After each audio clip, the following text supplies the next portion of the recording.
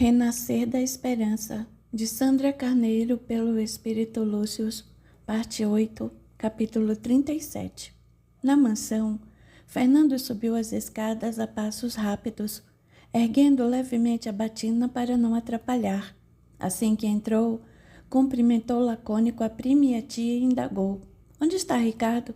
Preciso falar com ele." Foi Filomena quem respondeu: "Calma. Sente-se conosco e tome o de jejum. Papai e Ricardo estão conversando na biblioteca e creio que vão demorar."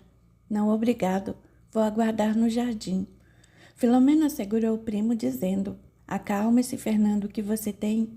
Isabel se levantou, olhou fixamente e disse: "Sabe a sua decisão de nos apoiar com o caso de Cíntia? Muito inteligente."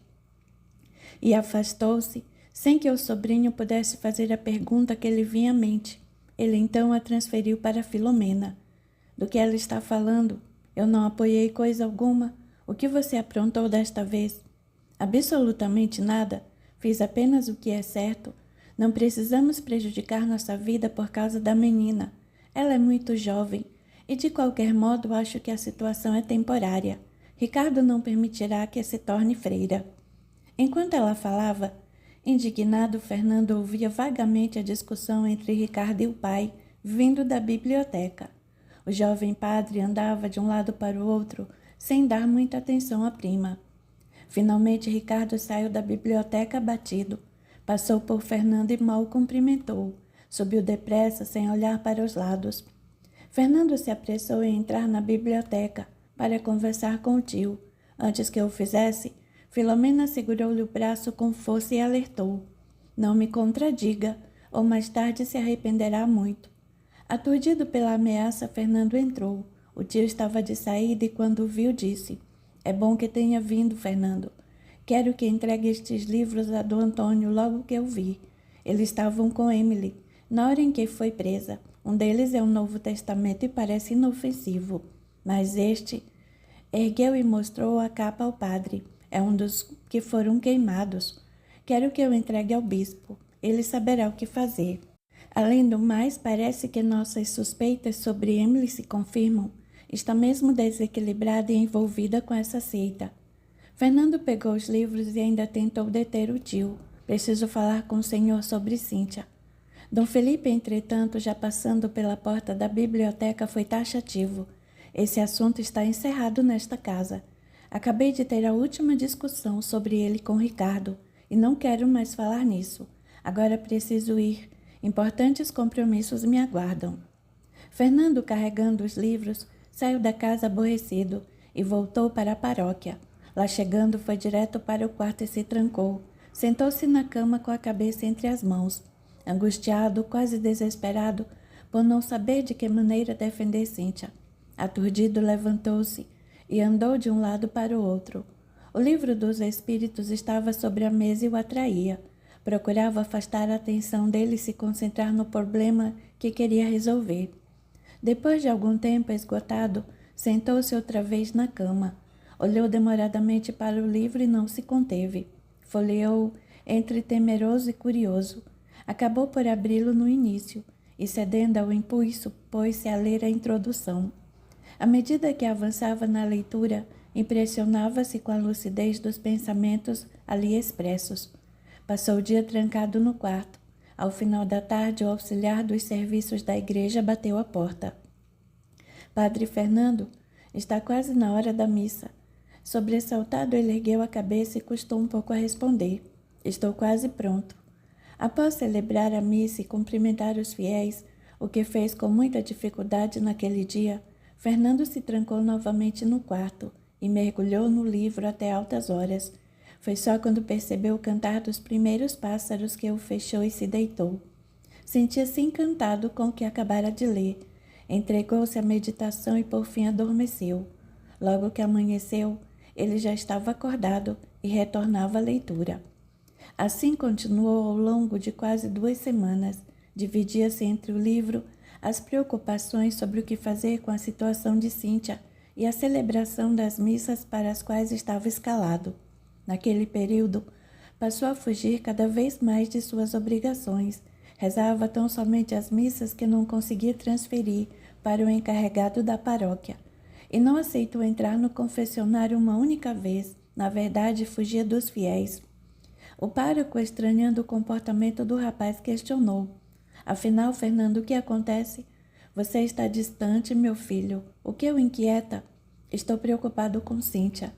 Ela está sob o amparo da igreja e não há melhor lugar para uma jovem com os problemas que ela tem. A que problemas se refere, padre? Ora, Fernando, a mãe foi enfim reconduzida ao sanatório e não parece estar melhorando. A menina não pode se aproximar dela. Acho que a família tomou uma sábia decisão. Fernando suspirou, concluindo que não seria entendido pelos eminentes representantes da igreja. Quando fez menção de se afastar, o padre o seguiu e disse: Por que fica tanto tempo em seu quarto, meu filho? Que tem você? Estou estudando, padre.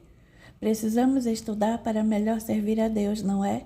Desvencilhando-se do padre, Fernando voltou a se trancar no quarto. Estava terminando de ler o livro dos Espíritos e vinha absorvendo o conteúdo da doutrina espírita com clareza extraordinária. Tudo nela fazia sentido e lhe trazia a compreensão de muitas coisas que sempre questionara inutilmente em seus estudos teológicos. Ali naquele livro, as respostas às suas maiores e mais profundas dúvidas existenciais pareciam saltar-lhe aos olhos e aliviar seu coração. Apesar de sentir que novo horizonte se abria ao seu entendimento, Fernando estava ciente de que teria problemas sérios a enfrentar. Como poderia aceitar aqueles princípios e continuar sendo padre? Já não teria cabimento. Percebeu que na verdade jamais tivera. Ele nunca desejara ser padre, apenas se sujeitara à pressão da família. Essa e muitas outras reflexões o entretinham naquela manhã, quando o padre Henrique o chamou para uma conversa. Fernando, o bispo quer vê-lo ainda hoje. Hoje? Mas o que é tão urgente? Vou adiantar-lhe para que se prepare. Ele tem sua nomeação para a viagem às Américas e quer vê-lo sem demora.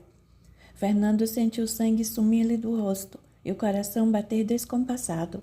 O pároco, percebendo a surpresa do rapaz, tocou em seu ombro de leve, dizendo: É melhor se distanciar um pouco daqui para o seu próprio bem. Fernando andava apressado pela rua, dirigindo-se à catedral. Trazia o coração pesado e a mente agitada, à procura do caminho certo a trilhar. Sentia-se confuso, indeciso. Já não podia prosseguir na vida que antes escolhera, porém não sabia o que seria melhor. Diante da imensa catedral, Fernando deteve os passos. Contemplou demoradamente a construção majestosa, a cúpula que apontava em direção aos céus. Elevou então os olhos ao firmamento e pela primeira vez pensou em Deus como ser verdadeiro, um Pai generoso e bom. Baixou o olhar e observou a enorme cruz da fachada. Mentalizou a imagem de Jesus e seu coração se encheu de ternura. O mestre Nazareno nunca lhe parecera tão real e tão próximo. Até pouco tempo atrás, Jesus era para ele alguém distante, santo e inatingível. Agora o sentia muito perto e percebia que efetivamente o amava. Seus olhos encheram-se de lágrimas e ele considerou que, a despeito de estar ainda perdido e confuso, encontrara Jesus de uma nova maneira, e aquele Jesus enchia seu coração de esperança. Ele é o caminho que devo seguir, pensou afinal. De repente foi como se tudo se encaixasse em sua vida. Ele não conseguia compreender os seus sentimentos, nem sabia ao certo o que faria, e no entanto se descobriu inexplicavelmente confiante. Ergueu os ombros e, determinado, entrou na catedral à procura do bispo. D. Antônio recebeu em sua sala. Entre e feche a porta, Fernando. O jovem se ajeitou na cadeira, sentindo desconforto diante da autoridade máxima da igreja em Barcelona. D. Antônio terminou o que escrevia, descansou a pena e olhou diretamente para Fernando, dizendo: Muito bem, é chegada a hora. Acho que não devemos adiar mais sua missão nas Américas. O novo continente precisa ser evangelizado e temos de fazê-lo com o máximo empenho. Estendendo para ele um envelope fechado, continuou: Aqui tem as orientações. A quem deverá procurar tão logo esteja no Rio de Janeiro e suas primeiras obrigações e responsabilidades. Fernando abriu o envelope devagar, leu todas as páginas da carta e quando acabou dobrou-as novamente e recolocou-as no envelope. Depois, encarando o bispo, que se mantivera calado a observá-lo, pousou o envelope sobre a mesa e disse: Dom Antônio, não creio que tenha realmente uma missão a ser desempenhada no Brasil. Sinto que devo continuar aqui e prosseguir com meu trabalho no orfanato. É lá o meu lugar.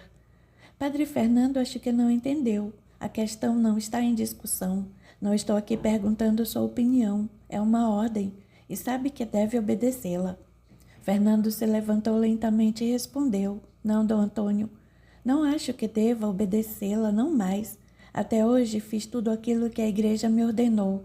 Obedeci a todas as orientações recebidas, mesmo quando delas discordava. Busquei respeitar e defender os interesses da Igreja, crendo que assim defendi os interesses de Deus na terra. Agora percebo que me enganei. Do que está falando? Vou prosseguir meu caminho, Dom Antônio, só que eu farei a meu modo. E retirando a batina que lhe cobria todo o corpo, Fernando a depôs na cadeira e declarou: A partir de hoje, Dom Antônio, não estou mais a serviço da Igreja. Você não sabe o que está fazendo, rapaz. Vai negar seus votos. Aqueles que fiz à Igreja, sim, mas aqueles que fiz a Deus, vou continuar a servi-lo, encontrando uma outra forma de fazê-lo. Está cometendo um grave erro. Seus familiares nunca aceitarão. Ninguém em sua família jamais deixou compromisso com a Igreja. Você sofrerá as consequências de seu ato. É possível, Dom Antônio. Vai arrepender-se. Pegue a carta, recoloque sua batina e eu me esforçarei para esquecer o que ouvi. Vamos, ninguém mais escutou. Esqueçamos toda essa bobagem. Não posso, Dom Antônio. Não vou continuar mentindo aos outros e a mim mesmo. Mentindo? Sim. Tudo tem sido mentira. A conduta de minha família e minha vocação que nunca existiu. Além disso, há certos dogmas da Igreja com os quais não posso mais concordar. O bispo ergueu-se enfurecido e gritou: Pois saia imediatamente. Não quero ouvir mais nada. Heresia, blasfêmia, vergonha. Você é uma vergonha para sua família. Desapareça da minha frente, eu não sei o que farei com você. Anátema. Capítulo 38. Na paróquia, Padre Henrico esperava por Fernando. Assim que ouviu entrar, indagou. E então, quando pretende partir? Hoje mesmo, padre. Hoje? Por que tão depressa? E notando que o jovem estava sem a batina, o que aconteceu com sua batina? Fernando, a caminho do quarto, enquanto conversava, respondeu: No lugar para onde vou, padre, certamente não vou precisar dela. Não compreendo. Sei que nas Américas os sacerdotes também usam batina. Fernando entrou no quarto, sempre seguido pelo pároco. Abaixou-se, pegou a mala guardada debaixo da cama e, colocando-a sobre a mesa, começou a arranjar seus pertences. O padre não entendeu. Ao ver que Fernando não punha na mala suas batinas, que pertenciam penduradas no armário. O que se passa, Fernando? Está contrariado por ter de partir, é isso? Ele não levou mais do que 20 minutos para jogar dentro da mala tudo o que possuía. Quando terminou, respondeu: Não, padre, não estou contrariado. Um pouco assustado, mas feliz. Fechou a mala e, olhando o quarto com carinho, disse: Estou pronto, padre. Adeus e obrigada por tudo. O pároco, andando ao lado do rapaz, percebia que algo estava errado, sem, no entanto, imaginar o que seria. Adeus? Fernando, por favor, diga-me o que está acontecendo. Você me assusta. Alcançaram a porta da paróquia e Fernando, carregando a mala, disse: Acho que ainda não compreendeu, não é mesmo, padre? Não. Estou deixando a igreja. O quê? Está maluco? Não pode fazer isso. Você já fez seus votos e, além do mais, ninguém em minha família jamais fez isso antes. Eu sei, padre, eu sei, mas para tudo há uma primeira vez. Não pode partir assim, venha, sente-se.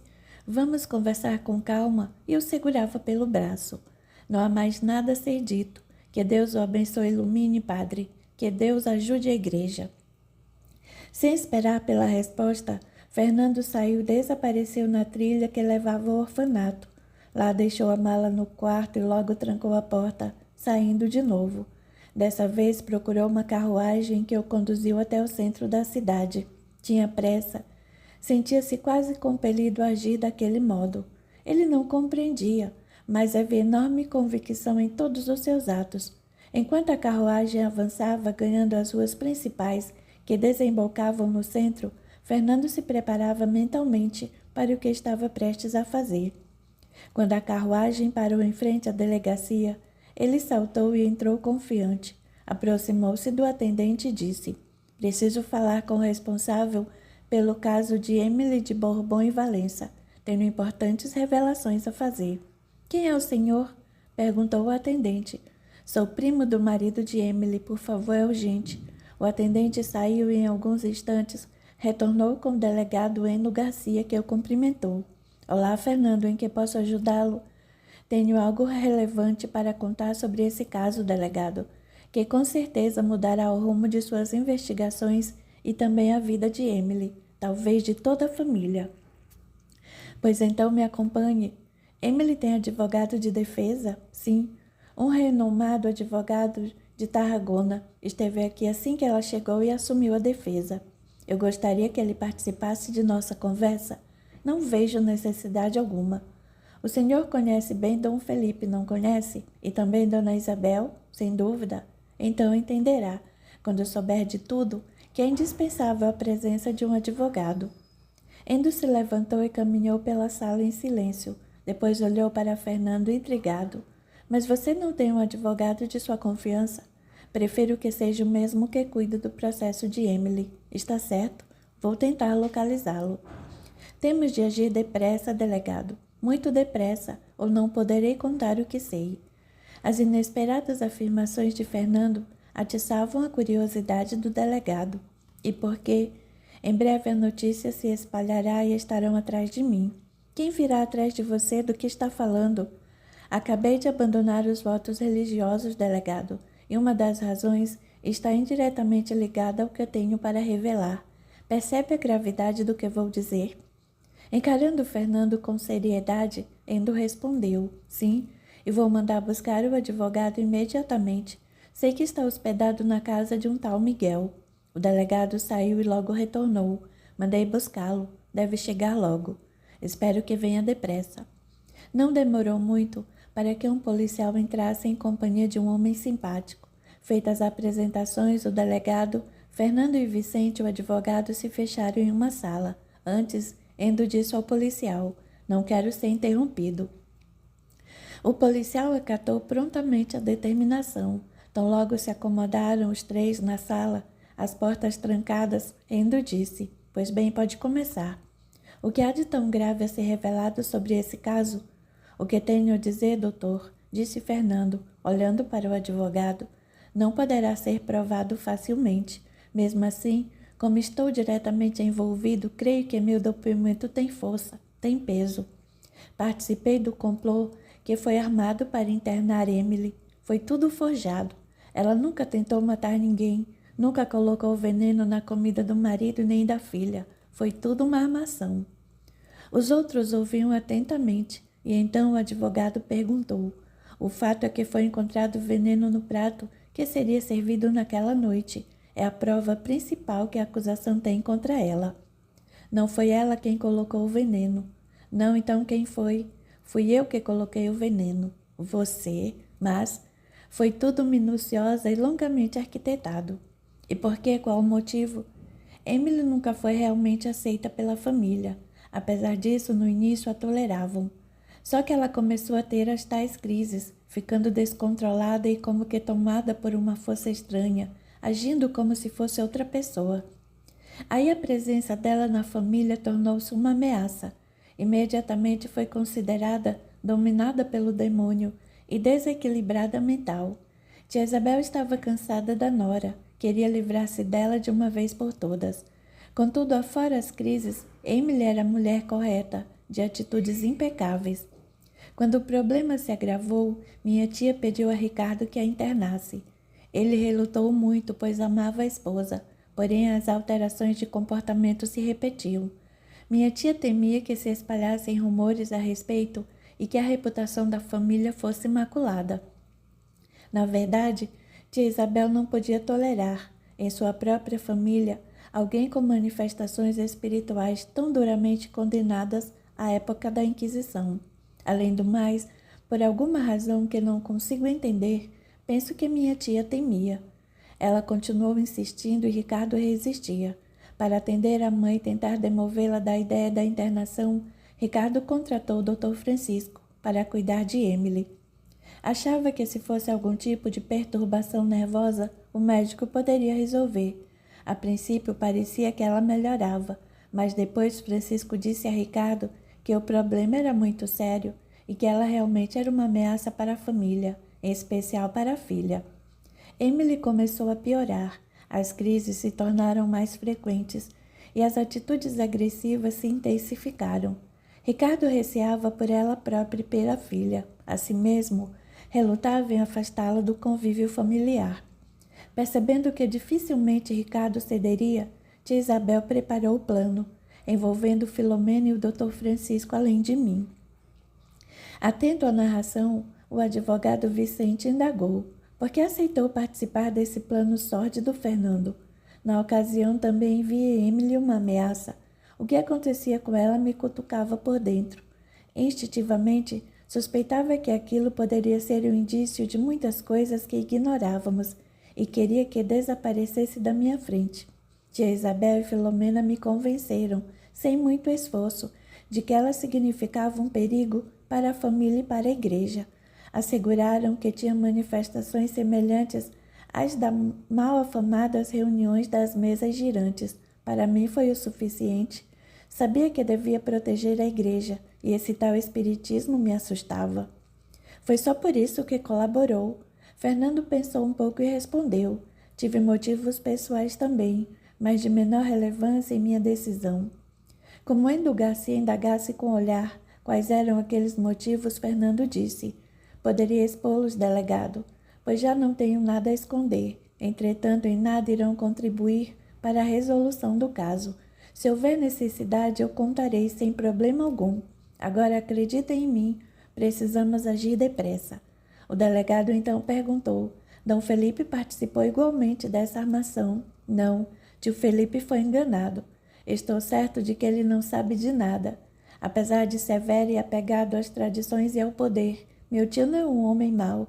Acredita que Emily seja mentalmente perturbada e que tenha atentado contra a vida do filho e da neta, o que por si só já o transforma em inimiga da família.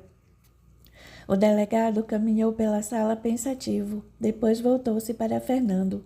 Então você não tem como provar o que acaba de relatar. Não. Pense, tente lembrar o que fez naquele dia. O advogado insistiu por sua vez. Se deseja ajudar Emily, precisa recordar alguma coisa concreta que nos ajude a indiciar os verdadeiros responsáveis e daí poderemos libertá-la. Fernando baixou a cabeça, tentando se concentrar e enfim disse: há um detalhe que talvez possa ajudar. Comprei o veneno naquele mesmo dia pela manhã. Pode ser que o dono da mercearia confirme o que eu estou dizendo. Comprei grande quantidade de veneno de rato e ele estranhou, perguntando-me por que precisava de tudo aquilo. Eu disse que a paróquia estava infestada dos detestáveis roedores, mas mesmo assim a quantidade era exagerada e... Fernando teve breve hesitação antes de continuar. Tenho também uma carta em que Filomena me lembra por que não deveria deixar de fazer o que havia combinado com minha tia. Embora seja uma carta muito pessoal, creio que eventualmente poderá ser útil. Gostaria de pedir que seu conteúdo fosse preservado da imprensa e das demais pessoas que não tenham ligação com o caso. Ótimo, disse o delegado. Acho que já temos algo em que trabalhar. Poderão soltar Emily? Perguntou Fernando. Não é tão simples. Temos de obter alguma prova. E olhando para Fernando com firmeza perguntou: tem consciência do que acaba de fazer, Fernando? Sabe que ficará detido a partir de agora e poderá ser preso? Por que decidiu se entregar? Minhas crenças, meus valores estão diferentes. Não posso mais mentir, esconder a verdade ou manipulá-la para servir aos meus interesses. Estou consciente de que sofrerei as consequências. Contudo, tenho o atenuante de estar confessando, não é, doutor? Perguntou ao advogado. Temos um longo caminho a percorrer. Vamos ver o que conseguiremos fazer em seu favor. Vou atrás das evidências o mais rápido possível. Sem demora, o delegado saiu para tomar as providências necessárias. Capítulo 39. Quando o delegado saiu da sala, Vicente disse: "Você foi corajoso, Fernando. Tem certeza do que está fazendo?" "Certeza absoluta. Não há mais nada que possa fazer com minha vida antes de resolver os problemas que ajudei a criar." "Pois bem", prosseguiu o advogado, "então preciso tomar as minhas providências também. Alguém muitíssimo preocupado com este caso que foi quem me contratou." Fernando ergueu a cabeça e perguntou: "Quem está pagando para defender Emily? Estou curioso." "Chama-se Miguel. Conheço desde a infância." Fernando pensou se o nome lhe recordava alguém e depois disse: "Não sei de quem se trata, mas por que ele ajuda Emily? Que ligação tem com ela?" "Miguel é um bom homem. Estende seu auxílio a todos quanto deles necessitam. Sua generosidade tem contribuído para resgatar muitas vidas quase sem esperança." Despertou em Fernando o desejo de conhecer aquele homem. O advogado continuou: "Além do mais, Miguel e Emily são amigos. Ambos estão ligados ao espiritismo. Miguel é defensor e militante da nova doutrina, e Emily, mais recentemente, demonstrou grande interesse por seus postulados." Fernando repetiu baixinho, como se falasse consigo mesmo: "Então Emily realmente se interessa pelo assunto." Depois levantou um pouco a voz e perguntou: "E você, doutor, o que pensa dessa novidade?"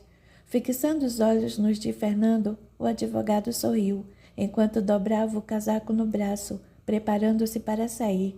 "O mesmo que você, meu jovem." "Como sabe o que penso?" "Por que abandonou a igreja, Fernando?" "Tenho certeza de que não foi somente para aliviar a consciência. Algo muito mais forte que o moveu e que você talvez ainda não tenha percebido." Fernando retribuiu o sorriso e disse: "Ou talvez eu tenha percebido e ainda não saiba bem o que fazer." Já na porta, Vicente respondeu: "Pode ser, mas indiscutivelmente deu o primeiro passo na direção certa." O advogado deixou Fernando só, meditando no que haviam conversado sobre Emily. Com quem então, pensava ele, tia Isabel não se enganou. Emily está ligada de alguma forma ao espiritismo. Ao receber as informações do advogado, Miguel se entusiasmou. Queria ir imediatamente ver Emily. O advogado conteve: "Acho melhor aguardar um pouco mais. Precisamos comprovar as evidências que Fernando nos forneceu, para que o delegado tome junto à justiça as medidas cabíveis." "Entendo, Vicente. Acredito que esse jovem não se colocaria em tal situação se tudo não fosse verdade. Além disso, sei que Emily precisa de ajuda. Imagino o quanto está sofrendo, e sensível como é, quanto deve ter de lutar contra as sugestões negativas com que querem abatê-la e desanimá-la." Vicente olhava para ele sem saber o que responder. Apesar de ser grande admirador dos princípios espíritas, não conseguia entender plenamente o que Miguel lhe dizia. Por fim questionou: "E se você levar a ela esperanças que não se concretizem ou que tardem a se efetivar?" "Sei que se realizarão. De qualquer modo, levarei as informações como possibilidade e não como fato. A esperança é uma luz que deve sempre brilhar dentro de nós. Além do mais, a providência divina é incansável e nunca faltará aqueles que a ela se confiarem sinceramente e com humildade." Vicente não disse mais nada. Miguel agradeceu ao especialista, pedindo-lhe que o mantivesse a par de todos os acontecimentos e que pleiteasse junto à justiça autorização para visitar a jovem. O advogado se despediu e seguiu para o fórum da cidade, disposto a resolver a questão da visita. Antes que saísse, Miguel reforçara mais uma vez: "Estarei pronto, aguardando apenas a permissão chegar às minhas mãos." Miguel esperou ansioso. Ao entardecer, da janela da sala contemplava o belo quadro, com o sol se pondo no horizonte. O tom dourado impregnava toda a cidade. Ele mal conseguia ficar sentado. Andava de um lado para o outro impaciente, até que viu Vicente subindo rápido as escadas. Antecipou-se abrindo a porta. "Finalmente! Conseguiu?"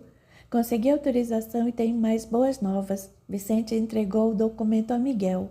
"Aqui está a autorização para a visita. O delegado já tem as evidências que o jovem mencionou. O dono da mercearia onde Fernando comprou o veneno não só confirmou a venda, como tem o dia, o horário, a quantidade adquirida e o nome do comprador, e anotações minuciosas que controlam o movimento do pequeno negócio. O livro está com o delegado e eu tive a oportunidade de ver as informações. São exatamente as que o rapaz forneceu. A carta que ele declarou ter já está igualmente nas mãos do delegado. Tomei ciência do seu conteúdo. Não há perigo de o delegado agir em benefício da família, protegendo-a em detrimento de Emily? Desde que você me contratou, tomei minhas precauções, investiguei antecedentes do delegado. Ele faz parte de uma família simples e humilde. Lutou muito para vencer em seu trabalho. Teve de se defrontar inclusive com figuras eminentes da cidade, que tentaram impedir seu crescimento. Conhece bem seus métodos e não os aprova. Apesar de respeitar as autoridades e ser por elas respeitado, não creio que irá distorcer os fatos para prejudicar Emily. Fico mais tranquilo ao saber disso. Levantando-se, Vicente o apressou. Agora vamos. A família também já está ciente do ocorrido e não sabemos o que pode tentar. A viagem até a clínica durava cerca de 1 hora. Assim que a carruagem encostou, os dois saltaram. Já na porta notaram que havia tumulto e muitas pessoas se aglomeravam. A custo abriram o caminho e, ao atingir o portão de entrada, ouviram de um dos policiais que cuidavam da segurança do local: "Ninguém pode entrar. As visitas estão suspensas por hoje." "Temos autorização judicial para entrar." Vicente tirou do bolso do paletó a autorização e mostrou. O policial olhou detidamente o papel, levou-o para dentro e depois retornou dizendo: "Somente o advogado." "Temos permissão para 2 pessoas e precisamos vê-la." Vicente objetou. Nova verificação e veio a resposta: "Um de cada vez. Acompanhe-me o primeiro." Sem titubear, Miguel adiantou-se e o seguiu. Foi levado até o quarto onde a jovem fora colocada. Na porta 2 policiais faziam a vigilância. Miguel indagou ao guarda: "Por que tantos policiais?" O delegado pediu que se reforçasse a segurança do quarto e da clínica para impedir qualquer pessoa de vê-la, incluindo os familiares. Somente ele próprio, o advogado dela e pessoas autorizadas judicialmente podem entrar. Miguel entrou satisfeito. Encontrou Emily em estado deplorável, cabelos em desalinho, o mesmo vestido que usava ao ser presa, roupas sujas e mal cheirosas. Deitada no canto da cama, chorava baixinho, repetindo: "Não vou desistir. Não sou criminosa, não sou." Miguel se aproximou devagar, chamando-a: "Emily, sou eu, Miguel." Ao ouvir seu nome, Emily levantou a cabeça e, quando viu, ergueu a voz chorando: "Miguel, que graças dos céus é vê-lo, meu amigo." Ele aconchegou ao peito com o carinho de um pai, afagou-lhe os cabelos e disse: "Se Deus permitir, Emily, seu martírio em breve terminará." "Como assim?" perguntou ela, afastando-se do ombro do amigo. "Acalme-se, temos muito que conversar.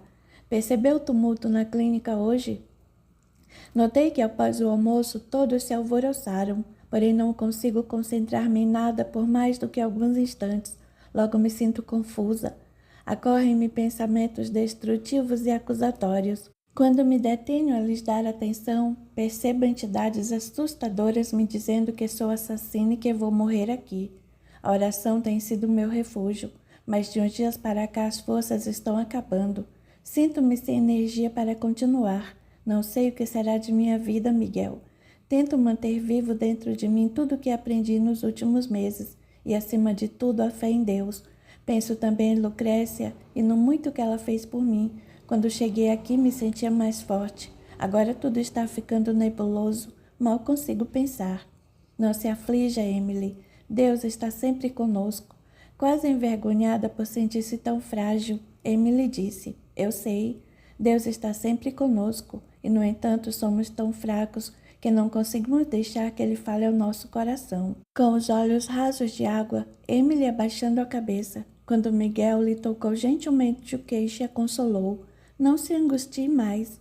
Deus nunca nos abandona, porém Ele sempre age visando o bem de todos, e é por isso que muitas vezes as situações se resolvem de maneira mais lenta, para que as soluções tenham maior abrangência. Precisamos compreender isso, para tornar mais intensa a chama de nossa confiança no Pai." Vendo que Emily se calara e estava atenta, ele anunciou: se tudo correr bem, é provável que você deixe a clínica em breve, livre de todas as acusações. O que me diz, Miguel, como? Fernando, primo de seu marido, entregou-se hoje à polícia, confessando ter colocado veneno na comida naquela noite. Fernando? Mas por quê? Ele sempre me pareceu uma pessoa boa. Não tive a oportunidade de encontrá-lo pessoalmente, mas Vicente esteve com ele. Confessou que tudo foi um plano articulado por sua sogra.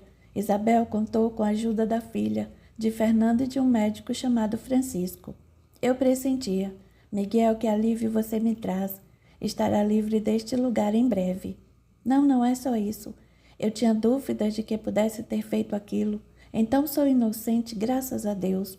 Mais uma vez, Emily abraçou Miguel, sem conseguir controlar as lágrimas de alívio que rolavam pela sua face. O amigo esperou que ela se acalmasse e continuou. Que Deus a fortaleça, Emily. Siga firme em seus propósitos. Lembre-se sempre de que nada é fruto do acaso. Todas as ocorrências de nossas vidas, sejam positivas ou negativas, são efeitos de nossos atos, presentes ou pretéritos, de nossas escolhas, o que significa que para ter boa colheita, precisamos cuidar do que semeamos. De fato, creio que tudo o que lhe aconteceu proporcionou a você a oportunidade de se encontrar consigo mesma e com o sentido maior de sua vida. Ser médio com o seu grau de sensibilidade é uma dádiva, que também implica sério compromisso e responsabilidade de servir à humanidade. Os médiums devem ser mensageiros entre os céus e a terra, e Deus concede a eles a possibilidade de servir, resgatando pesados débitos através do trabalho incessante pelo bem do próximo.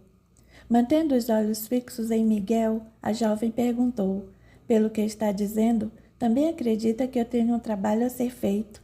O que você sente? Não sei.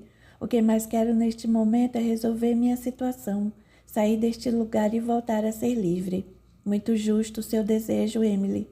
Entretanto, nunca se esqueça de que muitos estão cativos de suas ilusões. Embora pareçam livres, para a maioria das pessoas igualmente iludidas, sua verdade nos liberta. E levantando-se, disse: tenho de ir. Vicente precisa orientá-la quanto ao seu procedimento de agora em diante. Continuaremos ao seu lado, Emily. Ela se esforçou por sorrir ao agradecer. Que Deus o abençoe, Miguel. Nunca poderei retribuir todo o bem que me fez. Obrigada, meu amigo. Somos apenas mensageiros a serviços do bem. Miguel se despediu e saiu. Alguns minutos depois, Vicente entrou e demorou-se longo tempo, orientando e informando quanto às próximas ações a serem adotadas. Capítulo 40. Assim que o advogado saiu e Emily se viu de novo sozinha, pôs-se a refletir sobre a imensa misericórdia de Deus e a forma surpreendente como o Pai age muitas vezes. Ela jamais poderia imaginar que justamente Fernando seria um instrumento da espiritualidade para libertá-la. Naquela noite, não conseguiu conciliar o sono, relembrando cada experiência que vivera, desde que a fatalidade se abatera sobre a sua vida. Recordou-se de Ricardo e, com muito carinho, de Cíntia. Sobretudo, as palavras de Miguel não lhe saíam da mente. Afinal, pensava, de que adiantaria enfrentar tanto sofrimento, tantas dificuldades se não houvesse um objetivo? O que deveria fazer quando tudo estivesse esclarecido? Como então conduziria a própria vida? No curso da fria madrugada, em diversos momentos, a mágoa e o ressentimento por Isabel e Filomena tentaram dominá-la. Todavia, inspirada no exemplo altruísta de Lucrécia, afastava-os consciente e buscava emitir apenas amor, evitando pensar naqueles que lhe haviam causado tantas dores. A partir daquela noite, Emily concentrou-se ainda mais em si mesma. Meditava seriamente sobre a continuidade de seu aprendizado e as decisões que deveria assumir quando deixasse a clínica. A cada dia sua ansiedade aumentava. Vicente deixara claro que sua saída dependeria do andamento das investigações. A lembrança de Cíntia a enchia de ternura e mais do que nunca desejava vê-la. A saudade da filha torturava. Seu consolo era a ideia de que muito em breve estaria livre. 3 dias haviam se passado desde a visita de Vicente. Naquela madrugada, enquanto seu corpo dormia, Emily recebeu a visita inesperada da filha, trazida pelas mãos de Heloise. Acariciando o rosto da mãe, ela dizia: "Só mais um pouco de paciência, mamãe, e tudo se esclarecerá. Seja forte e confie em Deus. Lembre-se de que Ele nunca nos abandonou, nem por um só instante." Banhada em lágrimas, Emily tentava conversar com a filha sem conseguir. Sua emoção era enorme. Percebia que a menina, apesar de tão jovem, compreendia os acontecimentos até melhor do que ela própria. Sentindo o carinho da filha e o amparo de Heloise, deixou-se envolver pelas suaves e renovadoras energias que de ambas emanavam. Antes de se despedirem, quando já amanhecia, Heloise, com ar de extrema seriedade, olhou Emily nos olhos e disse: "É hora de irmos. Hoje você deixará a clínica e estará finalmente livre dessa provação. Agora, Emily, mais do que nunca, precisa estar atenta para não perder o ensejo que recebeu. A providência permitiu a dor como instrumento para que você pudesse chegar à sua verdadeira missão na Terra, ao motivo pelo qual aqui está. Sabe que tem débitos a reparar e que seu trabalho assumido perante a espiritualidade superior, que sob o comando do Espírito de verdade, deflagrou as luzes abençoadas da doutrina espírita por toda parte. Não consinta que o sofrimento tenha sido em vão, descuidando-se de cumprir aquilo que veio realizar. Devo alertá-la de que, se falhar, deverá repetir a lição. Seja nesta ou em outra encarnação, não deixe que isso aconteça, querida. Aproveite a oportunidade, ainda que ela traga muitos espinhos aparentes. Lembre-se de que na vida colhemos aquilo que semeamos. Portanto, Emily, semeie sem cessar o bem, o amor, a luz, mesmo que em alguns momentos sinta as mãos feridas pelos espinhos. Não desista jamais. Persevere e bem depressa colherá a paz do dever cumprido. E por certo novas energias a esperam no futuro.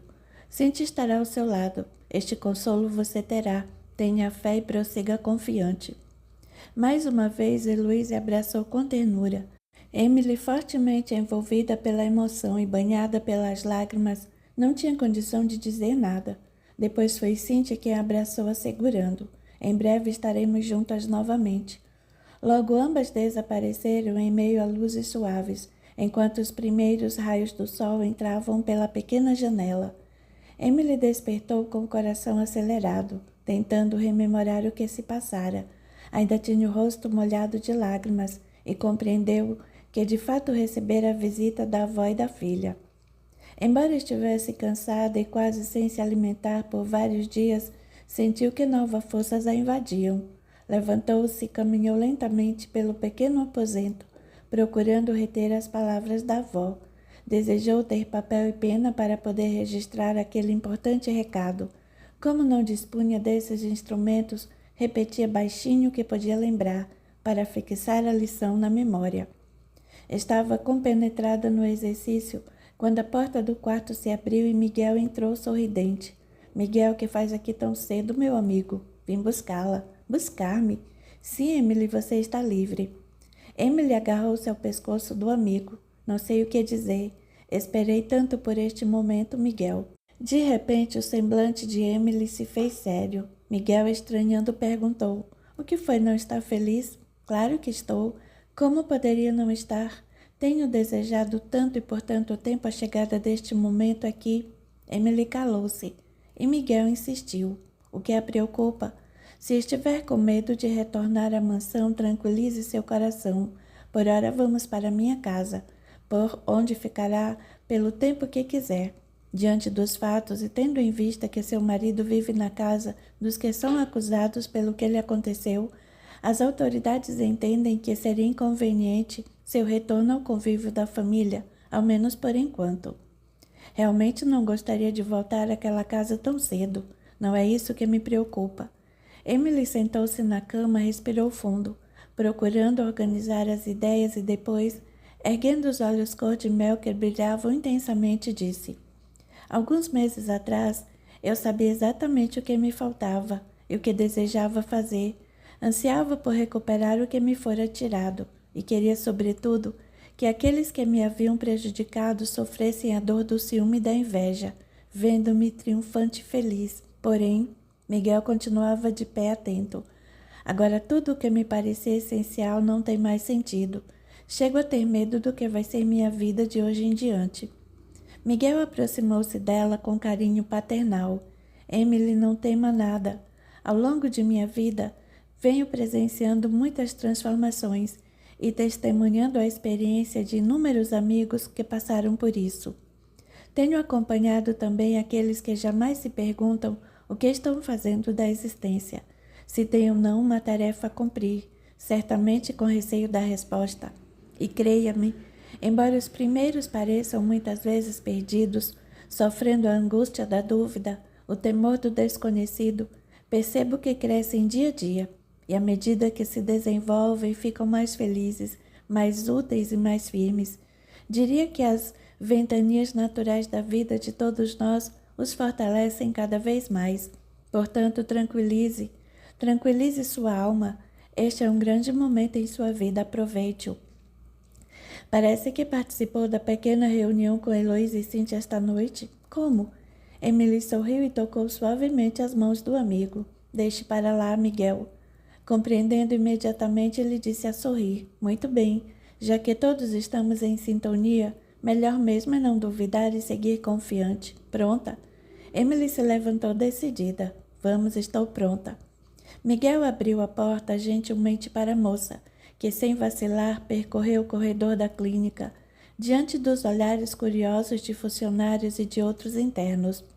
Quando se aproximavam da porta principal, Emily notou grande tumulto do lado de fora, que já se iniciava à porta da clínica, com a presença de muitos guardas. Instintivamente ela olhou para Miguel, que esclareceu. Os policiais são necessários, pois há imprensa, amigos seus e curiosos sem conta. Tomando a frente, ele segurou com força sua mão. Vamos. Emily deixou que Miguel a conduzisse e passou pelos guardas, atingindo a porta principal. Assustou-se ao ver a multidão que ocupava a frente do prédio, mas sentiu novamente a mão firme de Miguel na sua e prosseguiu, com o corpo ereto e a cabeça erguida. Emily ouvia gritos no meio do povo. Você que é assassina, nós sabemos. Não faça essa pose de santa não, você mereceu. Sem ligar as ofensas e sem se deter, caminhou em meio ao cordão formado pelos policiais, procurando focar a atenção em Vicente, que os esperava com a porta da carruagem aberta. Quando Emily conseguiu alcançar o advogado, sorriu e, auxiliada por ele, subiu na carruagem. Ao entrar, a surpresa. Jairo a aguardava, sentando-se ao seu lado, abraçou-a como a um pai. Jairo, que faz aqui? Nem posso acreditar. Que mais poderia fazer? Acompanho de perto o caso, pois meu maior desejo era vê-la finalmente livre. Emily segurou suas mãos, enrugadas e desgastadas pelo tempo e pelas lutas da vida, e beijou-as carinhosamente, dizendo: Obrigada por tudo, meu amigo, meu irmão. Vicente e Miguel juntaram-se a eles e a carruagem seguiu depressa para a casa do último, onde eram esperados. Emily foi recebida por Sara e sua família, bem como por outros amigos que fizeram na vila. A casa estava cheia e deram a ela uma grande festa de boas-vindas. Emily viveu com entusiasmo cada minuto daquele dia, ao lado das pessoas que aprendera a amar. De quando em quando pensava na filha, mas logo se distraía com alguém que requeria sua atenção. Entretanto, mesmo em meio à enorme alegria daquela hora, as palavras de Heloísa não se afastavam de sua mente.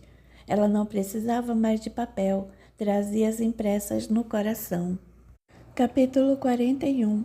Na mansão o tumulto era absoluto.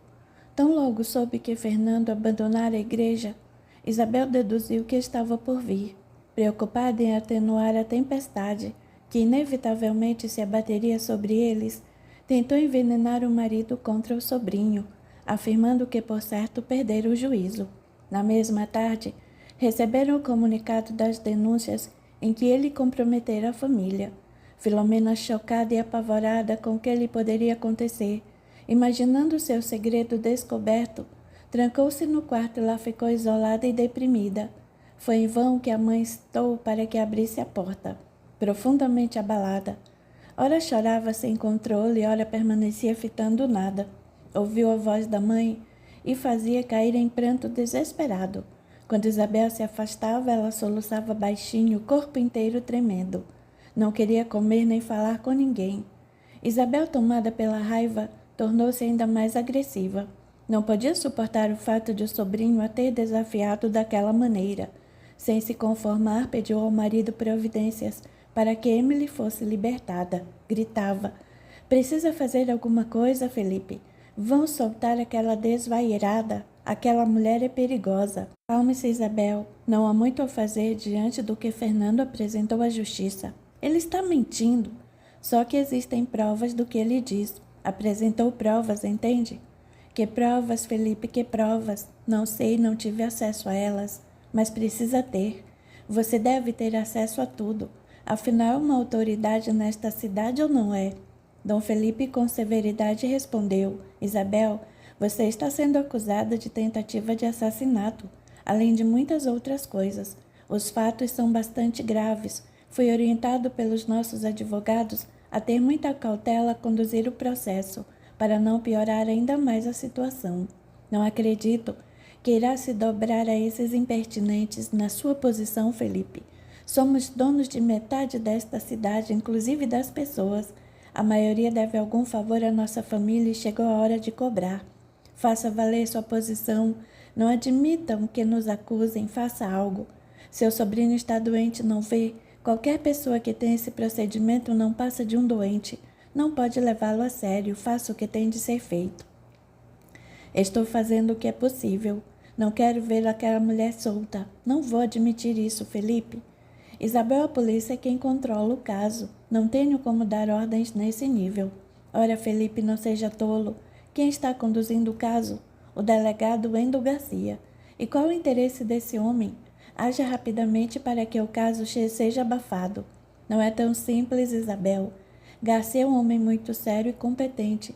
Os advogados já conversaram com ele e está firme no propósito de esclarecer os fatos e descobrir toda a verdade." Os gritos de Isabel se faziam ouvir por toda a mansão. "Ele não é ninguém, Felipe, ninguém. Você sabe quem está acima dele, portanto, faça o que tem de ser feito. Livre-se dele, não interessa como. O que não podemos é deixar que essa mulherzinha dementada desmoralize nossa família. É isso que está tentando, não percebe?" "Quem está tentando, Isabel?" "Quem?" Isabel, enfurecida, continuou: "Essa moça. É evidente que assim que estiver livre vai querer nos prejudicar, dar o troco, se vingar. Virá retomar o que pensa que é seu de direito. Não vou admitir, Felipe, em hipótese alguma."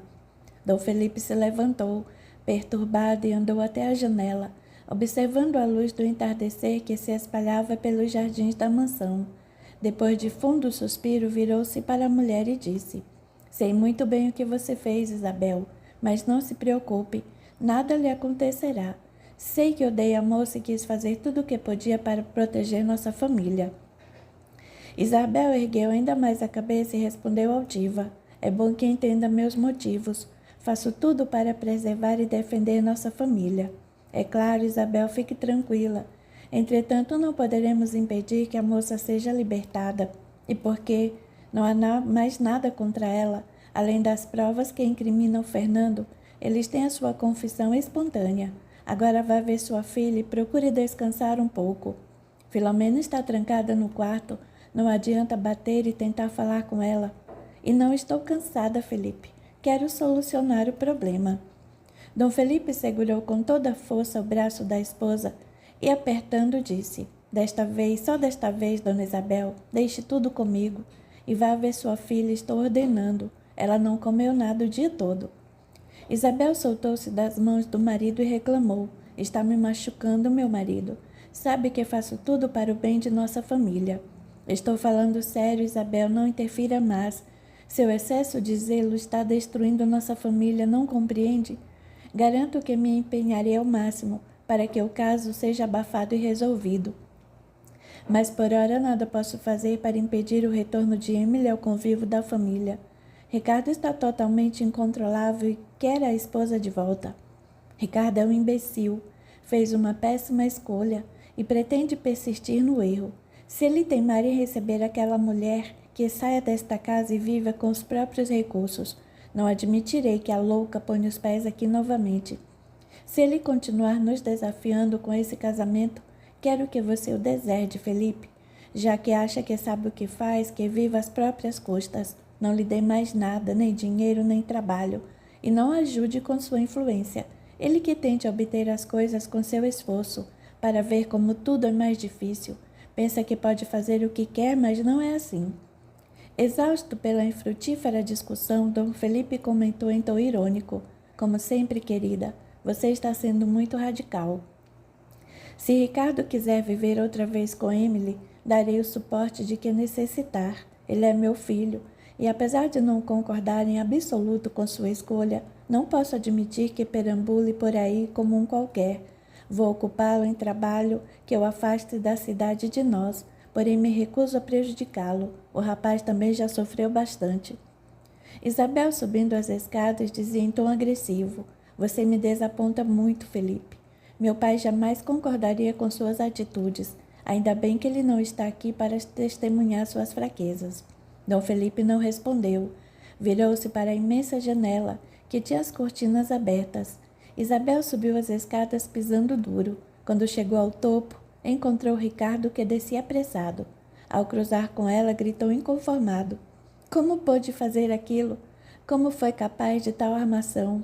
É tudo mentira, Ricardo, seu primo está louco. Não acredito mais em você. Isabel deu de ombros e saiu andando, a mostrar seu azedume. Não me importo mais, acredite no que quiser. Afinal, seus julgamentos não são mesmo confiáveis?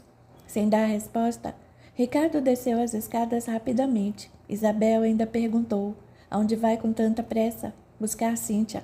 Não quero que Emily encontre a filha num convento. Não ouse fazer isso, Ricardo. A menina precisa da mãe, de mais ninguém. Não vão deixá-lo entrar no convento. Tenha autorização de quem realmente manda nesta casa. Sem dizer mais nada, Ricardo partiu rápido, em direção à pequena vila onde ficava o convento. A noite caía gelada sobre a cidade. Isabel tornou a postar-se à porta do quarto de Filomena, insistindo para que a abrisse. A filha se recusava a conversar, estava apavorada. Isabel acabou por desistir. No dia seguinte, tentaram novamente. Como a moça não respondia, Isabel deu ordem para arrombarem a porta. Encontraram Filomena sentada com os olhos arregalados, vermelhos de tanto chorar. A mãe a sacudiu com força para obrigá-la a reagir. Não obteve resposta. Agitou-a mais rudemente sem resultado. Ela não dizia nada em estado de choque. Isabel a sacudia mais e mais, sem dar atenção à situação lastimável da filha. Vamos, reaja, Filomena, reaja. A moça continuava imóvel. Dom Felipe acorreu, atraído pela gritaria no quarto. Indignou-se com a cena chocante. Pare com isso, Isabel, pare, está machucando a menina. Ela tem de reagir, Felipe. Ela precisa de um médico. Pelo amor de Deus, Isabel, olhe o seu estado. Enfurecida, Isabel não parava de gritar com a filha. Com a ajuda dos serviçais, Dom Felipe finalmente conseguiu afastar a esposa e, após atendimento médico, enviou a filha para uma clínica de repouso, onde pudesse ser tratada. Na verdade, Filomena nunca mais se recuperaria do desequilíbrio que a acometera, permanecendo internada na clínica por muitos anos. Embora Dom Felipe tivesse relativo controle da situação, proibindo jornais e outros periódicos que estavam sob sua influência de publicarem sequer uma linha relativa ao desfecho do caso de Emily, foi impotente para conter a lamentável repercussão e o desgosto que causara. A notícia se espalhara pela cidade e todos comentavam o episódio. Não obstante Isabel negasse sistematicamente, sustentando que o sobrinho era vítima de alucinações e mantendo-se intocável em sua posição, o prestígio que usufruiu em Barcelona foi abalado e muitos se afastaram dela. A situação começara a fugir-lhe do controle e aos poucos desmoronava o domínio que a família exercera por décadas. Fernando, sentado na beira da cama, viu o luar pelas grades da pequena janela. Pensava em Emily, que bem pouco tempo atrás estivera em condição parecida com aquela. Contudo, O momento complicado que vivia não lhe tirava a tranquilidade. Sabia que havia feito o que era correto. Estava em paz consigo mesmo. Sua única preocupação era o orfanato, praticamente abandonado. Pensava nas crianças e temia que a paróquia não assumisse o controle como deveria. Afinal, aquele havia sido um profundo desejo seu, mas pouco apoiado pelo padre. Orava pelas crianças pedindo que Deus as amparasse. Algumas vezes pensava em Filomena. Imaginava como ela o estaria odiando àquela altura por havê-los exposto tanto. Apesar do carinho que ainda nutria por ela, sabia que seria muito difícil se aproximarem outra vez. Ele aguardava pacientemente o desenrolar dos fatos, e foi com extrema alegria que recebeu a informação de que Emily fora finalmente libertada. A justiça prevalecera. Capítulo 42. Depois que todos se recolheram, Emily permaneceu sentada no sofá da sala, quase sem acreditar que estava livre. Seu coração transbordava de contentamento. Não se cansava de relembrar o rosto alegre de Cíntia, e sentia-se feliz por saber que se avizinhava o momento de revê-la. Aquilo que tanto desejara nos últimos meses estava enfim acontecendo. Pensava em Lucrécia, enquanto ela havia ajudado, e sentia o coração apertado de saudade da amiga e protetora. Só após muito tempo sozinha na sala foi que subiu para o quarto. Enquanto atravessava o longo e escuro corredor, sentiu um medo estranho apoderar-se dela. Parecia que um grande perigo a esperava mais adiante. Parou atenta, tentando captar qualquer ruído que houvesse na casa. Nada. O silêncio era absoluto. Ainda assim, seu coração batia descompassado, como a querer sair-lhe pela boca. Pensou em chamar alguém, mas como explicar o medo que sentia? Caminhou devagar, e à medida que avançava, mais medo sentia, até o pânico se apossar dela. Ao entrar no quarto, verificou tudo. Abriu armários e portas, agachou-se e olhou debaixo da cama, pensando que pudesse haver alguém. Depois, foi até a janela e devagar abriu a cortina. Não havia ninguém. Quando se virou, viu uma gargalhada ecoar em sua mente. Assustada, perguntou: "Quem está aí?" Ela viu então as 4 entidades espirituais que a perseguiam. Um dos homens falou: "Acha que se livrou de nós? Pensa que agora que se tornou boazinha, vamos perdoar tudo o que nos fez? Nunca está entendendo? O que você fez não tem perdão." Emily, apavorada, porém consciente de tudo o que ocorria, tentou conversar com eles. "Sou inocente, por isso me libertaram. Você é uma assassina e terá de pagar pelo que nos fez, mas eu não." De súbito, imagens lhe vinham à mente. Cenas se sucediam e aqueles espíritos transfigurados apareciam vestindo outras roupas, em situação completamente diversa. Emily se esforçava por entender o sentido daquilo, quando uma das mulheres, a que parecia mais jovem, lançou sobre ela toda a sua energia transformada em ódio e a empurrou até que caísse. Vendo-a no chão, aproximou-se com uma faca na mão e sentenciou: "Você tem de pagar. Vamos persegui-lo onde quer que se encontre e acabaremos com sua alegria. Não importa quantas vezes se levante, nós a faremos cair outra vez." Emily, sem saber o que fazer, acuada no canto do chão do quarto, gritou em desespero. Em alguns segundos surgiram Miguel e os que estavam mais perto daquele quarto.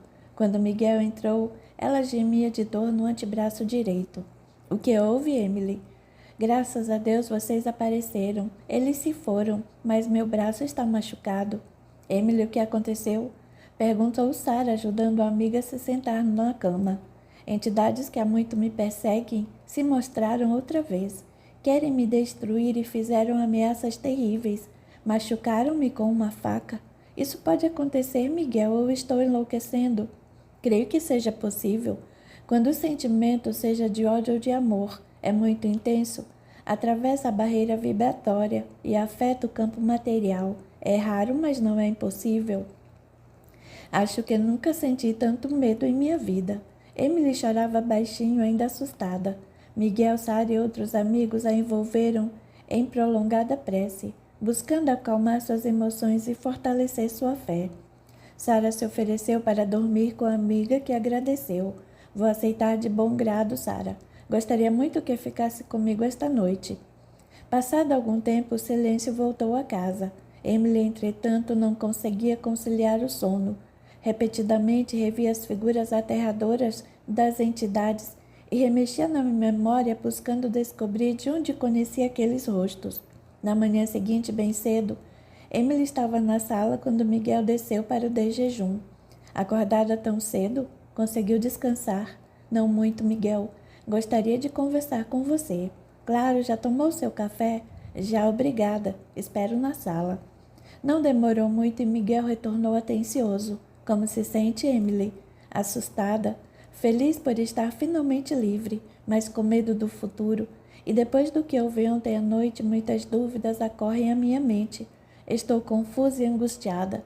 É como se tivesse a consciência de que sempre haverá alguma coisa a me infelicitar. Miguel se levantou silencioso, foi até a sala de jantar, onde Sara terminara o desjejum, e pediu que ela os acompanhasse para uma conversa no jardim de inverno. Acomodaram-se entre as folhagens fartas e, assumindo o tom grave, Miguel começou. Emily, precisa ter noção de algumas questões delicadas para tomar sua decisão. Continue, por favor. Você foi agraciada pela misericórdia divina com uma mediunidade muito ampla, clarividência, psicografia, clareaudiência. Analisando as dificuldades que enfrentou até agora, concluímos que provavelmente elas são provas pelas quais você precisava passar. Concordo com você, Miguel. Já pensei muito sobre isso. Pois bem, o que pretende fazer daqui para frente? Perdoe-me por perguntar, mas é fundamental para que possamos conversar. Quero trabalhar por essa doutrina que tanto me beneficiou, Miguel. Somente pelo estudo dos princípios espíritas pude começar a compreender minha situação e o real motivo das perturbações que sofria.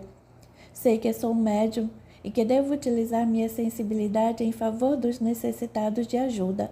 Quero continuar a aprender e prosseguir no caminho que encontrei. Fico feliz por ouvir isso e desejo que persevere em sua decisão. No entanto, é preciso que saiba também que os médiuns, em sua grande maioria, são espíritos comprometidos com as leis divinas, que reencarnam com a responsabilidade de usar os dons que receberam como contribuição para o progresso da humanidade. E quando conseguem fazê-lo com êxito, encontram o próprio progresso, resgatando dívidas e dando um passo adiante na jornada evolutiva. Emily ouvia com atenção. Sara permanecia calada e Miguel prosseguiu. O que aconteceu ontem, Emily, e aquilo que através de nossa sensibilidade já havíamos percebido, indicam que existem pesadas dívidas a serem resgatadas. Tentei recordar quem são aquelas entidades, de onde as conheço. Enquanto estavam diante de mim, muitas vezes me vieram à mente e sei que faziam parte delas. Todavia, nada ficou suficientemente claro. Não faça esforço para se lembrar do passado, Emily. Muitas vezes ele é doloroso demais para nós. Aproveitamos a bênção do esquecimento, consciente de que somos imperfeitos, com pesados fardos sobre os nossos ombros. Não gaste sua energia tentando recordar. Use em serviço ao próximo. Emily balançou a cabeça em sinal de que estava assimilando as ponderações do amigo. Ele continuou. Há muito trabalho a ser feito. Embora a consoladora doutrina espírita comece a se propagar pelo mundo, há muito a ser feito para que seus princípios se tornem efetivamente conhecidos. A oposição é ferrenha e as mentiras espalhadas também se avolumam. A divulgação dos verdadeiros preceitos espíritas carece ser intensificada em toda parte. Gostaria muito de contribuir, Miguel, e terá a oportunidade de fazê-lo. Repito, há muito trabalho. Por exemplo, precisamos de alguém que colabore na tradução das revistas espíritas, bem como de outras obras, do francês para o espanhol. Isso tem de ser feito por alguém que conheça a língua e também os princípios doutrinários, de modo a se preservar a fidelidade do conteúdo. Além disso, os núcleos espíritas estão sendo procurados por número crescente de pessoas, o que implica a necessidade de mais trabalhadores conscientes e preparados, inclusive médiuns.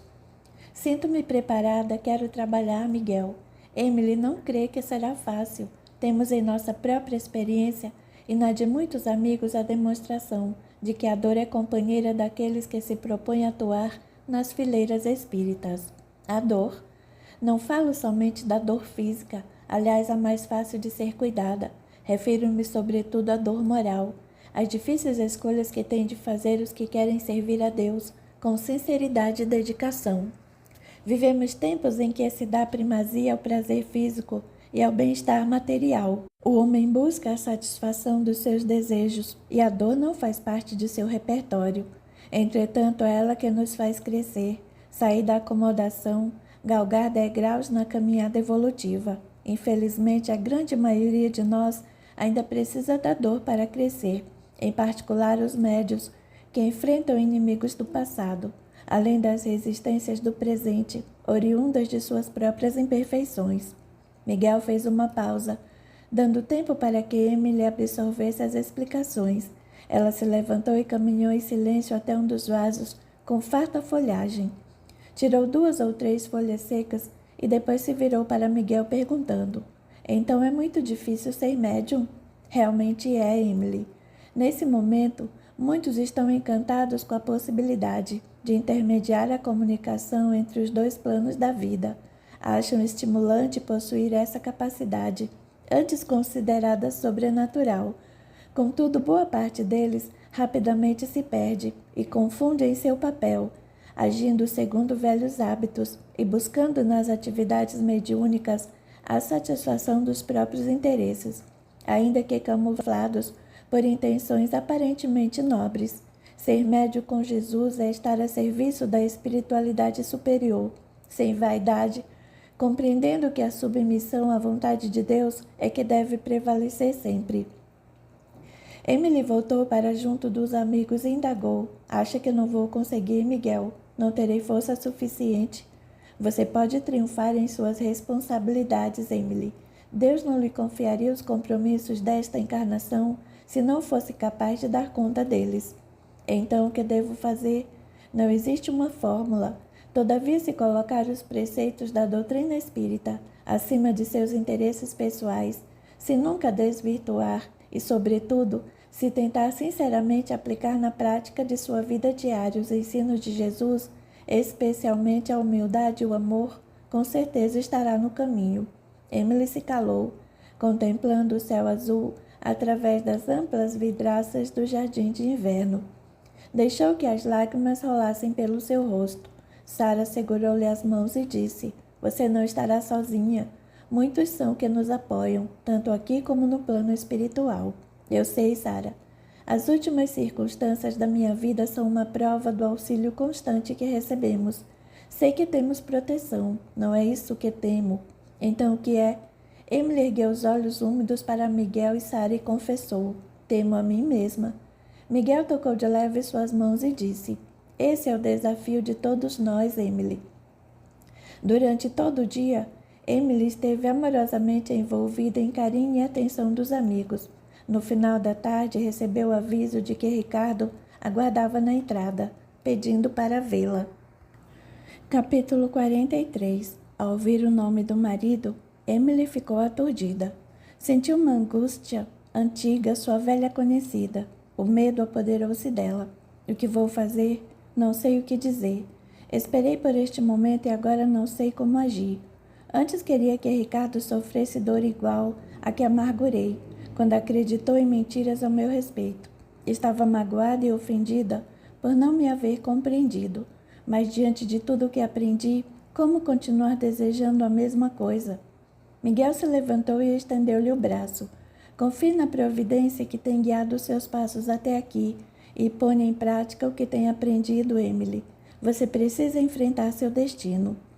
Emily esboçou um ligeiro sorriso e, ainda com passos inseguros, acompanhou Miguel até o hall, onde Ricardo se encontrava a esperá-la. Assim que o viu, ficou com as pernas bambas e quase não continha a emoção. Queria abraçar o marido, beijá-lo, refugiar-se confortavelmente em seus braços, como costumava fazer no passado, mas sentia que algo indefinido os distanciava. Ao vê-la profundamente comovido, Ricardo antecipou-se e, abraçando com carinho, balbuciou: Emily, Emily. Não pôde prosseguir. A emoção era tanta que embargava sua voz. Fazia o possível para conter as lágrimas.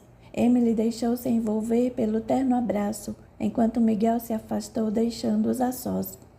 Sem pensar, Emily deixou o coração falar mais alto. Senti saudade. Eu nem posso contar o quanto sofri sua falta, Emily. Contudo, sinto-me também envergonhado pelo que permiti que lhe fizessem, querida. Perdoe-me, por favor. Fui injusto, confiando mais nos outros do que em você. Não vamos falar disso agora, Ricardo. Como posso calar sobre o que aconteceu? Desde que soube da verdade, tenho me torturado a cada segundo. Admiti que você fosse acusada, envolvida em uma trama sórdida. Não percebi, querida, não percebi. Como poderia, Ricardo? Todas as evidências estavam contra mim, mas eu deveria ter imaginado como minhas crises estavam cada vez mais frequentes. Você sabe que até eu tive dúvidas? Dúvidas? Sim. Antes de ter compreensão total do que se passava comigo, do que significavam aquelas atitudes anormais, julgava estar perdendo o juízo e sem controle sobre mim mesma. Como saber o que poderia ter feito em tais circunstâncias? Vamos esquecer, querida, por favor. Vamos recomeçar nossa vida. Cíntia espera ansiosa. Ao ouvir o nome da filha, o rosto de Emily iluminou-se. Como ela está, Ricardo? Agora está bem. Depois que soube que em breve se encontraria com você, a alegria voltou ao seu coração. Ela sofreu demais, Emily. Nem pode imaginar quanto. Falava em você todos os dias, e sei que o maior desejo dela era vê-la outra vez. Imagino como deve ter sido difícil para nossa pequenina ter de enfrentar uma situação tão amarga. Foi difícil, e sei que ela amadureceu bastante nesse período, tanto que às vezes me surpreende com uma visão da vida muito além da sua idade. Ela sempre foi muito inteligente e sensível, é verdade. Sempre nos surpreendeu com suas observações aguçadas da realidade. Quando poderei vê-la, Ricardo? Imediatamente. Ela nos aguarda no hotel. No hotel? Segurando as mãos da esposa com firmeza, Ricardo pediu. Emily gostaria que viesse comigo já. Vamos nos instalar em um hotel, apenas por uns dias. Por que um hotel? Tenho vivido na casa de meus pais desde que você foi levada. Nossa casa ficou fechada por alguns meses, depois decidi vendê-la. Ela me trazia muitas recordações e não pude continuar vivendo lá. Agora que tudo está esclarecido, quero comprar uma casa nova para começarmos tudo outra vez. Apertando as mãos da esposa entre as suas e levando-as aos lábios, ele acrescentou: Vamos esquecer todo o mal que nos aconteceu e partir para uma nova vida. Tínhamos tantos planos, tantos sonhos. Vamos recomeçar, só que longe da minha família. Você estava com a razão ao ter reservas em relação a eles. Devia tê-la escutado e ficado em Paris. Teríamos evitado todo esse sofrimento. Emily fitou o marido com olhar melancólico. Ricardo, o que foi? Não pode me perdoar? Por favor, perdoe-me. Esquecemos tudo. Quero você de volta, Emily. Não é isso, Ricardo. No início fiquei muito triste com você, devo confessar. Mas depois de tudo que vivi e aprendi, não posso guardar mágoas ou ressentimento, nem mesmo de sua mãe. Minha mãe agiu de maneira inaceitável. Ela não podia, não tinha o direito de manipular as pessoas para obter seus desejos. Isso é detestável, é inadmissível. Eu não posso perdoá-la. Concordo que a conduta de Dona Isabel é absolutamente reprovável e talvez tenha dificuldade em ficar frente a frente com ela. Porém, não devo e não vou odiá-la. A bem da verdade, no fundo, sua mãe me fez um grande favor. Agora você me assusta. Está estranha. Ricardo se afastou um pouco e olhou-a detidamente. Emily sorriu e disse: Mudei os cabelos, não percebeu? Percebi que estava muito diferente. Ficou bem com essa cor e o corte também me agradou. Ricardo sorriu, acariciando os cabelos de Emily. No entanto, há algo mais em você que está diferente. Emily se levantou e caminhou em silêncio até a porta que dava para o jardim de inverno. Depois voltou-se para o marido. Muita coisa mudou, desde que nos vimos pela última vez, Ricardo. Passei por experiências marcantes desde então. Eu sei, querida, foi tudo muito intenso. Intenso demais, Ricardo. Muito além do que qualquer um pudesse supor. Na verdade, os acontecimentos dos últimos meses transformaram minha vida e a maneira como a enxergava. Eu mudei, Ricardo. Passei a entender melhor o que se passava comigo. Aprendi a perceber melhor as pessoas que estão à minha volta e reconhecer-lhe as necessidades e os sentimentos. Não é mais possível para mim ignorar certas realidades. Do que está falando, Emily? Ela olhava o marido com ternura. Estava indecisa. Continuava ou aguardava outro momento. Disse apenas: acho que devemos conversar um pouco mais antes de eu ir com você para o hotel. Preciso saber tudo o que se passou comigo. Ricardo colocou o dedo em seus lábios, impedindo-a de prosseguir. Não importa o que tenha ocorrido com você, o quanto tenha mudado. Suas experiências nada me importa. Cynthia precisa de você e quero que venha comigo agora mesmo. Mais tarde conversaremos sobre o que quiser. Depois, Emily, se você me perdoa como disse, e se não guarda ressentimento de minha mãe, que me surpreende, pois eu próprio sinto muita raiva pelo que ela nos fez sofrer. Tanto melhor, vamos passar uma borracha no que aconteceu e recuperar o tempo perdido. Emily sorriu e tocou com suavidade o rosto de Ricardo. Também quero seguir com minha vida, mas não posso apagar o passado como você sugere. Na verdade, o passado me ensinou muito e terei de recordá-lo por muito tempo. Então relembre o aprendizado, não os fatos dolorosos. Agora, Emily, pegue suas coisas e vamos. Cynthia nos espera. Sobrepondo-se à indecisão, a expectativa de rever a filha a fazia esquecer de tudo mais. Por fim, disse: ainda acho que deveríamos conversar um pouco mais antes. Não quero ficar longe de você nem mais um minuto. Emily, por favor, pegue suas coisas e vamos embora. Calma, Ricardo. Preciso falar com Miguel e com outros amigos que vieram de longe para celebrar comigo a reconquista da liberdade. Não posso simplesmente deixá-los assim. Ricardo calou-se contrariado. Depois esforçou-se para dizer, com meio sorriso nos lábios: de quanto tempo precisa? 10 minutos, 30 minutos, estarei no carro. Diante da insistência dele, Emily aqueceu, puxando pela mão. Não preciso esperar no carro. Quero que conheça Miguel, Sara e todos os meus amigos. Um tanto constrangido, Ricardo deixou-se conduzir por Emily, que o apresentou a Miguel e aos outros. Depois de curta conversa, ele se despediu, dizendo à esposa que aguardaria na carruagem. Emily despediu-se dos amigos com melancolia. Sentia-se dividida entre a família e os companheiros de ideal. Por fim, já à porta, confidenciou a Miguel: vou com o coração apertado. Estou confusa, não sei como explicar. O fato é que sinto uma grande distância entre mim e Ricardo. Tenho medo, Miguel. Não tema, Emily. Não pode se esconder da vida. Precisa desatar cada um dos nós que amarraram ao passado e seguir com intrepidez pelo caminho que a conduz ao futuro luminoso. Desate os nós um a um, com paciência e perseverança. Estarei sempre aqui para o que for necessário. Você é querida por todos nós. Vá com Deus, minha filha, e confie nele. Emily sorriu, um pouco mais encorajada. Beijou suavemente na face e disse: obrigado por tudo, Miguel. Deus o abençoe pelo que tem feito por todos que sofrem. Não sei o que seria de mim sem sua ajuda. Não sei o que teria sido de Lucrécia e Jairo sem seu amparo. Obrigada, Miguel, obrigada. Ela não pôde continuar. Miguel enxugou-lhe as lágrimas e afirmou: não tente me agradecer, Emily. Estamos todos a serviço de nosso Mestre Jesus. É a ele que temos tudo a agradecer. Emily sorriu. Sabia que seria inútil insistir no agradecimento ao amigo e apenas disse: que nosso Mestre, a quem você tanto ama, o abençoe. Desceu as escadas, procurando conter um pranto, e entrou na carruagem ao lado do marido. O carro partiu e ela ficou a observar a figura de Miguel, que aos poucos sumiu de sua visão. Ricardo abraçou e beijou apaixonadamente. Entretanto, apesar da saudade e do carinho que nutria por ele, não conseguia retribuir-lhe na mesma intensidade.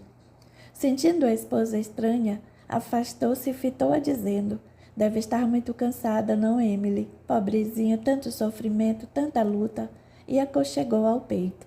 Venha, querida, descanse, vou cuidar de você e encontrar um modo de compensá-la pelo que sofreu.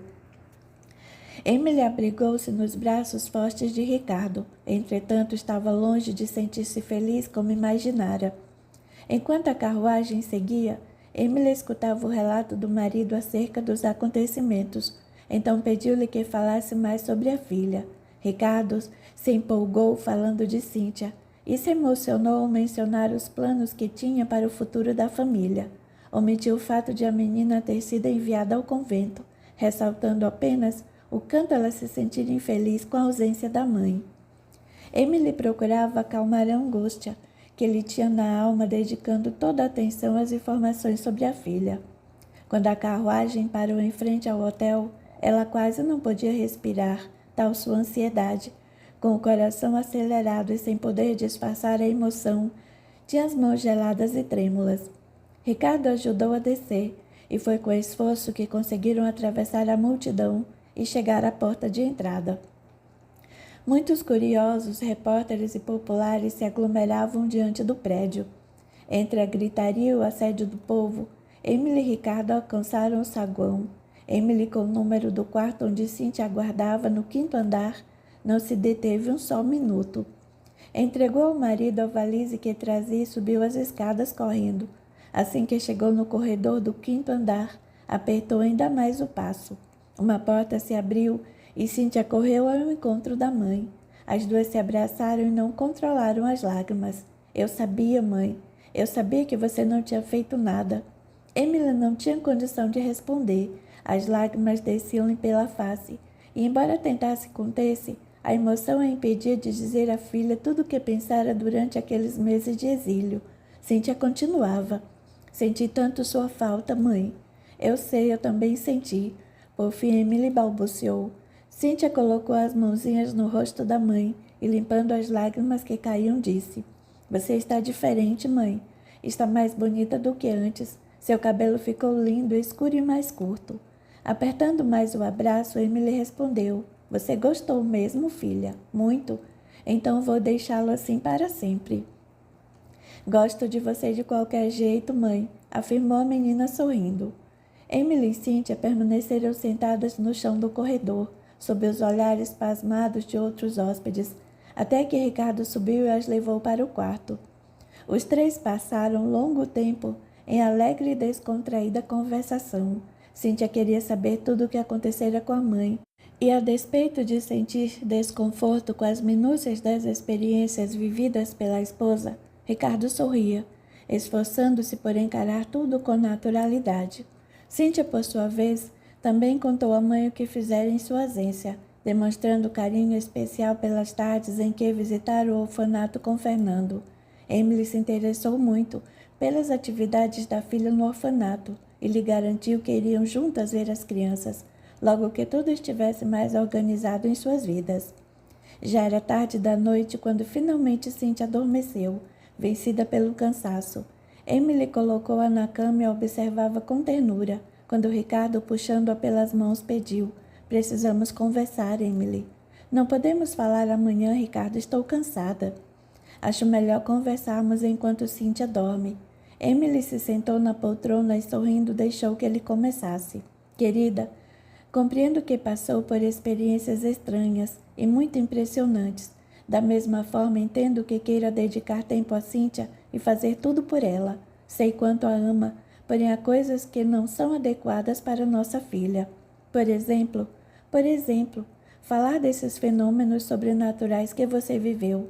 É evidente que estava sob forte pressão emocional e tudo pode ter sido fruto desse estado.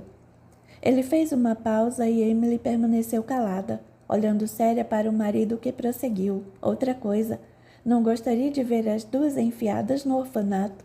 Fernando está preso e é uma fraude. Não as quero envolvida em nada que se relacione com ele.